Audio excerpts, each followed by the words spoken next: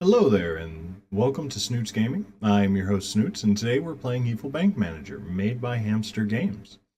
This game is available on Steam and GOG. However, this is not a sponsored video. I'm just doing this because this is a fantastic game, and I want to show everyone how to play it. Alright, so we're going to go ahead and start ourselves a new game. From here, we have options to choose the different countries we really want to start with. We have England, France, Austria, and Castile. As well in the east, we have Min, Mongolia, Korea, and Japan. Each different country has a very similar uh, first bonus, which is the cost of maintaining branches are 25% lower, which is nice. And they also have a secondary, a specialty. We're going to play here as England because opening new countries costs 25% cheaper. And, well, England is very good at colonizing. For France, they gain 25% more influence with politics. Uh, Over here in Austria, they get 20% less resources needed to up your Federal Reserve level. We'll go over that a bit more later on in the series. And with Castile, they get 1% cash back every year, which is kind of nice later on in the game. But to start, really, it's just good to go with England. I like them the best. With the difficulties here, beginning, easy, and medium are really easy. Hard is where it gets to be a little bit of a challenge, but ultra hard is a lot of fun. So let's start there.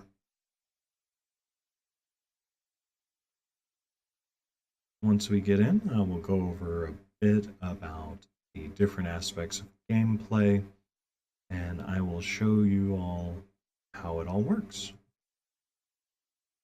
We'll skip the tutorial, we don't need that. Since we are on this channel, we'll be the Snootz Nation. And our bank is founded. Congratulations, everyone! Alright, well, the first thing that we need to do is we need to hire some employees. Now, we'll just go ahead and dismiss this little helper here. We'll go in here and we'll take a look. There are 4 different branches of employees. You have investments, loans, spies, and guards. Investments allow you to buy things that generate resources. And credits gives out loans, and espionage allows you to influence countries to do your bidding.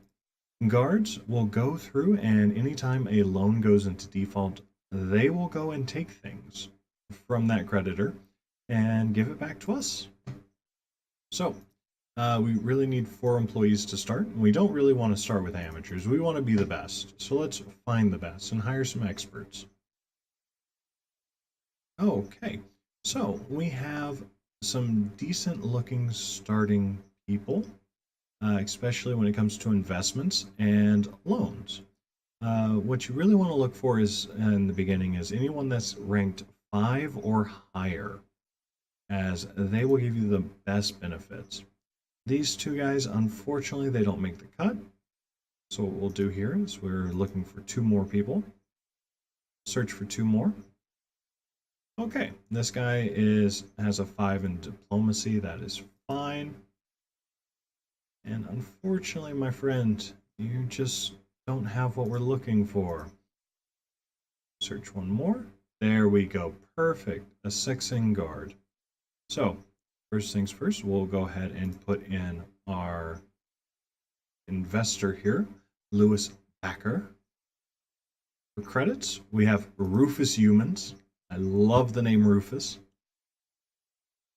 Let's see. We have Jack Flanagan, our diplomat. He's going to do a lot of good work for us. Oh no, I made a small mistake. Our guard here only has 1 in guard. David Pass, I'm sorry, but we have to fire you. We'll hire Bernard Kent here instead. There we go. And hey, we had a task completed. So we'll go ahead and take a 500 gold little reward for both of those. Now, what we can do here is we can go ahead and take a look. We don't have any countries currently open, so we don't have a way to actually influence the world just yet. That'll have to wait till next turn. As it stands, let's go and pick a country. It just so happens I have a country picked out already. We're going to Western Ireland.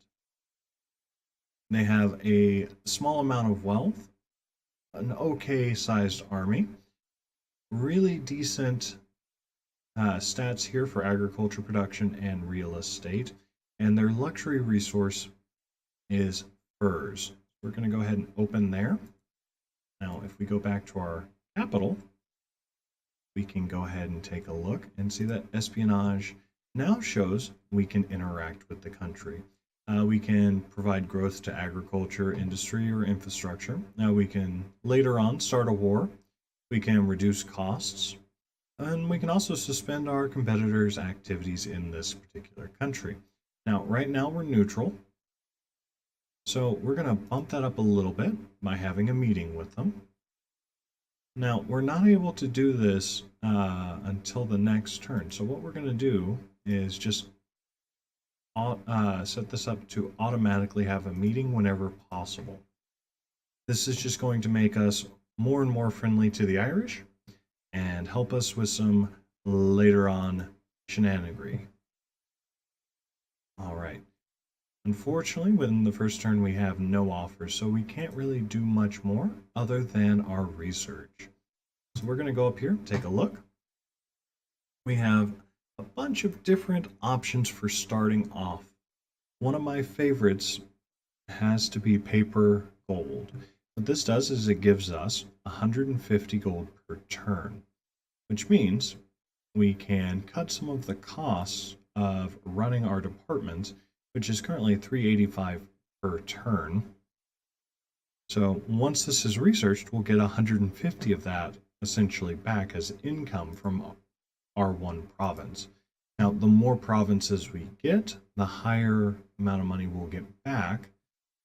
So, all in all, it's a very good start. The second thing that we'll pick up here is Secure Citadel, which will reduce our manager's salaries by 8%. Save us a little bit more on that cost. So, with our first turn wrapped up, we'll go ahead and take a look at our second. Okay, so here we are, our second turn. Let's take a quick look. Go into credits. Let's see what's going on. We have 1,200 gold that we can loan out at 5%. Chance of a default is 1.9, so that's a pretty good deal. We'll get 5% of our money back in one turn with a very low risk to us. We'll go ahead and do that, and we can see here we gave out 1,200. We'll get back 1,260. Investments. Let's take a look here. Furs. So if we go ahead and purchase this, which we will because the purchase price is lower than the base price, it's a good deal. We'll pick that up and we'll start generating ourselves some fur every turn. The great thing about these resources is if we get in a pinch later, we can sell them. So let's go on to our next move, as there's nothing more we can do here other than take a quick look at the map. Not much has changed, but soon we're going to be seeing wars popping up all over the place. All right. Now, we've gotten our money back from our previous loan. As we can see, that loan is no longer here. We can go ahead and issue another loan for 1.9% return on our investment. There is a chance that that loan will default, however. Although it's a small amount, it's worth the risk, and I will show you why as soon as we have one default.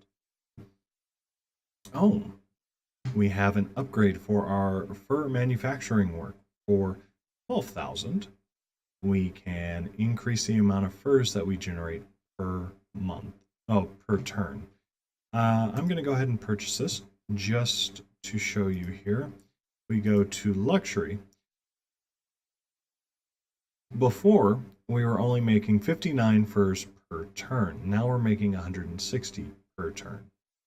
We go into our exchange here, and we can see the value of furs is about 10 per item. So the more that we're generating, the more money that we can potentially get back. So I'm pretty happy about that. Let's take a look on our espionage here. Looks like we have went ahead and had another meeting. We are currently respected. And next turn, they'll have the option to go ahead and have another meeting. So all's good on that front. So let's take a look at our next turn. Okay, it looks like we made our money back on that previous deal, and they would like some more. So we'll go ahead and issue a new loan. And since we've issued our third loan, we get 300 fear as a bonus. And another task, improve the relations of your country to respect, 1,000 gold. I'll take that, thank you very much. Let's take a look. Okay. Unfortunately, there's a bit of an issue with the game right now. The developers are currently working on redoing how farms operate in the game. Right now, they're just not in a good spot. They're almost never worth investing in, so most players just don't.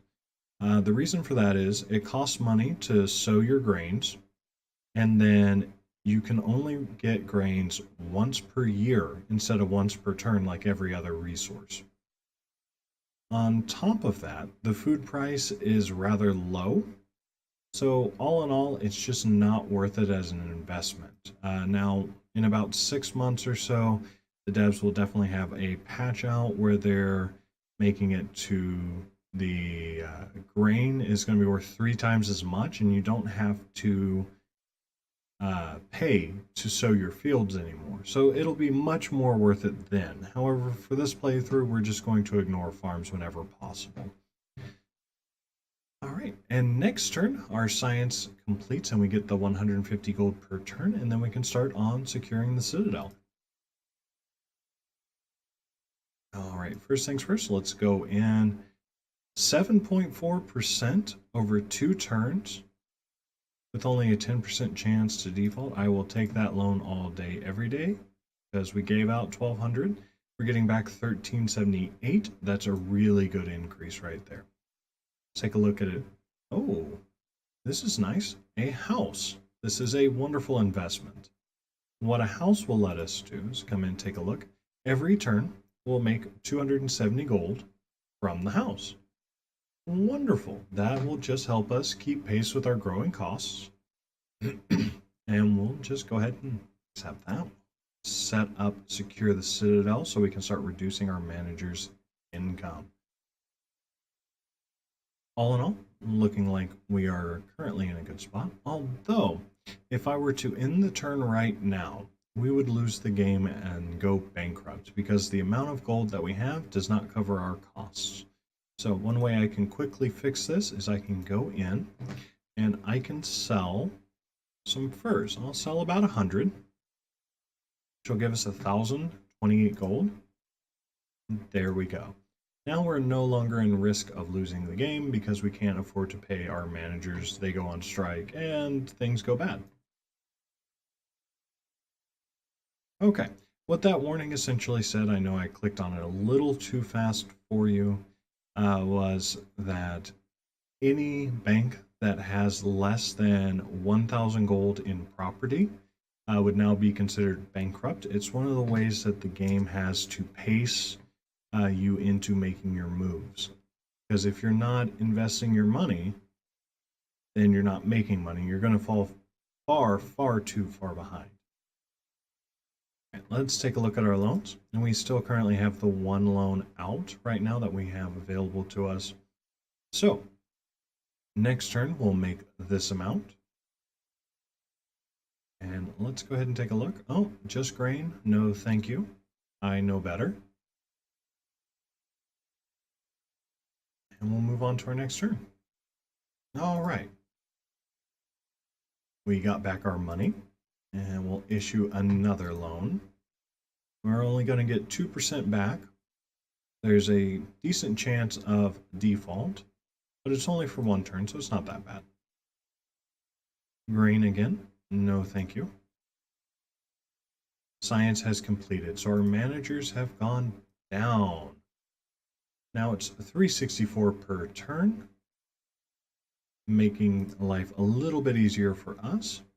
And I would like to go to the Gift of Speech next, which will increase our turn-by-turn gold by 250 per turn. Now it's going to take about 12 turns. It's going to take a little while, but I believe it's going to be worth it, as that will almost completely mitigate our cost per turn, which is a bit of a big deal here in the early game.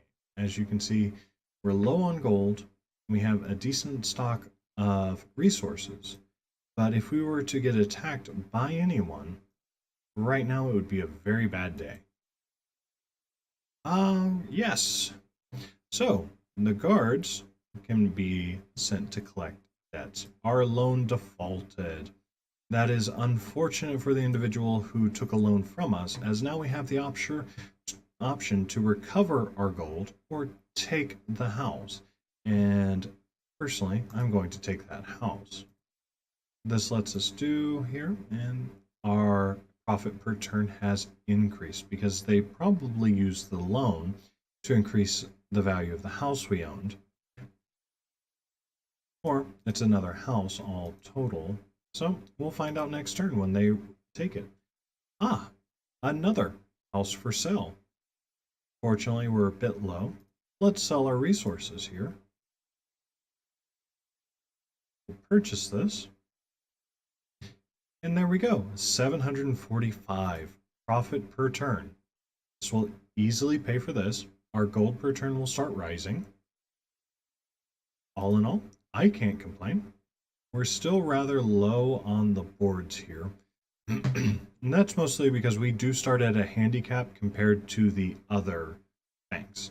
They all start out with established areas and can afford an 8-region license and such. We unfortunately were the underdogs, but things will get better.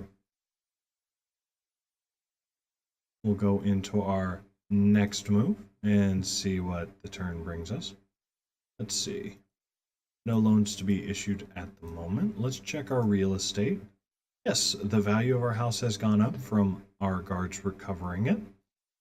So now our profit per turn is 864, which is starting to get really good. We're more than double. Let's see what other investments. Nope, that's not interesting to me. Let's take a look. We'll issue ourselves a loan. We'll take a look. Nope, not interested in grain. Sorry. Let's see. Espionage, where are we?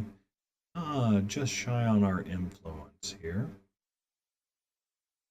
We're currently no longer in a really good standing. Now we're just neutral, but it will get better with time. Another loan default. And today is a very good day because it gives us an iron mine. So we'll take that iron mine. We definitely need it. No current property available for us here. Now, let's take a look. Next turn, we will be able to see more information about our iron. All right, so we get 61 iron per turn. What we can do with this is we can go here to our armory. We have wood. We can build bows or crossbows, but since we have iron, we can build halberds and swords. Let's build for the time. Oh, no. Next turn, we will be able to. There we go. This turn, we can. Let's order one of each to be made. Let's take a quick look in our exchange. See the value. So it takes one more iron, and iron is 2 gold each, to make a halberd then sword. Looks like swords are not really worth it considering it takes 3 and they only get 8 gold piece singular, whereas the halberds is 4 and it's 1.6. Looks like going down a little bit to 1.5. 1.5, but that's 1.5 per item. It does build up over time. So one wonderful thing we can do here, go ahead and make as many of those as we can, and we can set it up to auto produce halberds. Let's take a look. Loan 3%, 27% chance for default. That's perfectly fine. And we'll take our next move. And yes, default.